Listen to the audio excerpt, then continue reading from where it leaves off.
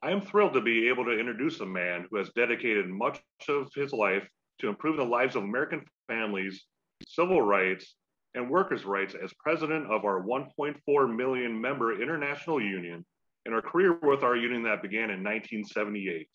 I am pleased to introduce President Lee Saunders to the 2021 ASME Council 5 membership convention.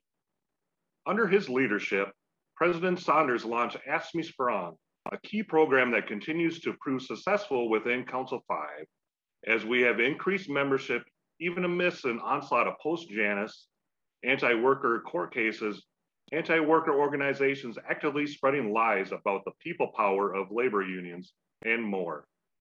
As President Saunders has said, ASME Strong is more than a program. It's a way of life.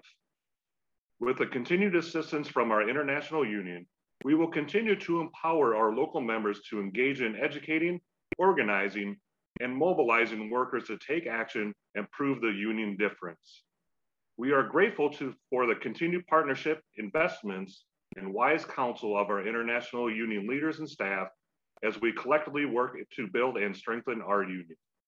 President Saunders has led the way for our union becoming the premier labor union in the country, fighting for the single largest investment directly in the lives of working families and state and local and nonprofit budgets to prevent layoffs and furloughs with the passage of the American Rescue Plan and other critical federal priorities that will directly go to working families.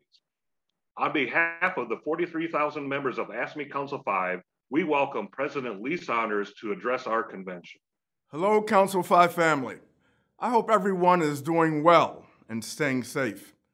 I look forward to the day we can meet in person again. But until then, I'm grateful to be able to send greetings to your convention.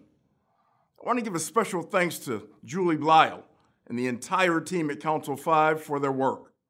Let me give a shout out as well to Jeff Burton, the president of AFSCME's Retiree Council, who brings such an important voice and perspective as a member of our International Executive Board.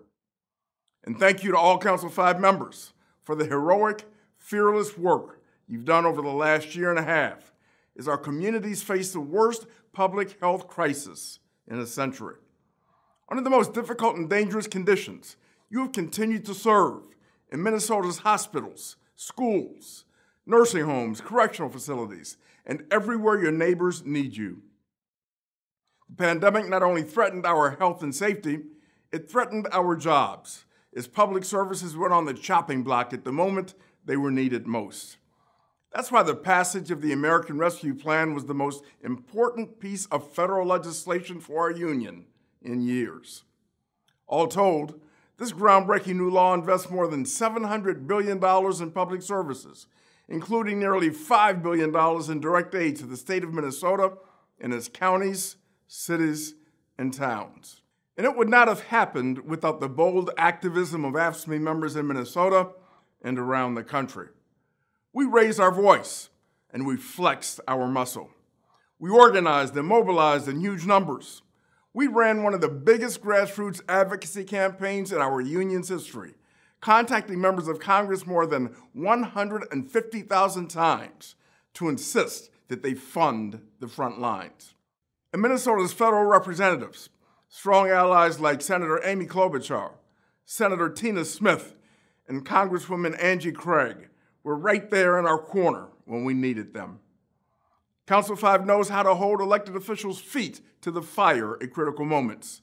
You were instrumental in getting the legislature to earmark $250 million in American Rescue Plan money, specifically for pay for essential workers. It's a good start, but we all know it's not enough. So keep pushing for more. We need you to continue turning up the heat. I want to give special thanks to all the Council 5 members who provided testimony to the special committee of the legislature that is deciding how the $250 million will be distributed. That includes Molly Miller, a paraprofessional at Roseville Public Schools, who helped provide child care services and closed school buildings for the kids of essential workers. It includes Victoria Johnson, who continued providing care at the Minneapolis Veterans Home throughout the pandemic. She even drove 4 hours to pitch in at the Veterans Home in Silver Bay when they had a COVID outbreak and needed extra help. And it includes Joshua Earlywine, a corrections officer who slept in an ice house in his driveway during the height of the pandemic, so he could still go to work while doing his best to keep his kids safe. Kudos to Council 5 state employees on the ratification of a new contract, a 2-year deal reached after more than 100 hours of bargaining. You got 5% wage increases, increased injured on duty leave, and a new Juneteenth holiday. There are no new employee health insurance costs. Plus, you fought off proposed furloughs and a tax on overtime, as well as efforts to reduce seniority and grievance rights. We also have to treat internal organizing as a top priority. This work is uniquely challenging during this pandemic, but it's essential that we lean into it. We all have to renew our commitment to the AFSCME Strong program, keeping up those one-on-one conversations, making sure you're doing robust new employee outreach, engaging members in workplace campaigns, setting membership goals, and tracking your progress. And this needs to be bottom-up work. Success depends on the participation of activists and members at every local. I urge you to lead on external organizing as well. The voluntary recognition for 62 workers at Walker Arts Center is a big win for Council 5, and workers at the Minnesota Historical Society are organizing with AFSCME as well. The cultural workforce represents a big growth opportunity for AFSCME all across the country.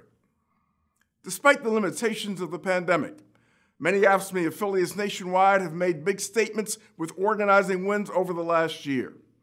5,200 Nevada state employees secured their first contract victory, as did tens of thousands of California child care providers, a workforce that is overwhelmingly women of color who won 15% rate increases. We had a major breakthrough in Virginia, where a nearly 50-year ban on collective bargaining for local government workers was lifted last year. On the private sector side, we passed labor peace legislation affecting 100,000 behavioral health and human services workers in New York and New Jersey. As a condition of contracting, employers in these sectors must now provide a fair process for union recognition. AFSCME family, it's impossible to overstate how hard the last 18+ months have been. But I couldn't be prouder of the resilience we have shown. What has sustained us through this period is our belief in and loyalty to one another. We are, as your convention theme says, one AFSCME. And one AFSCME is made up of people of all races, religions, and backgrounds. We are a union of rich diversity, Council 5 specifically, and AFSCME as a whole. And that diversity is a source of pride and power. A commitment to diversity, equity, and inclusion makes us better at serving our communities. It makes us more effective as activists. It makes us a stronger, more dynamic union. Now, there are some who want to use that diversity as a wedge, who want to turn it against us, to stir up conflict and foment division. We cannot let that happen. In the months and years to come, as we continue confronting big challenges, I believe our diversity must be and will be one of our most important assets. We won't all agree 100% of the time, but we will move forward with unity and solidarity, falling back on shared values and mutual respect. We will move forward as one AFSCME. Thank you so much, Council 5, and I hope you have a great convention.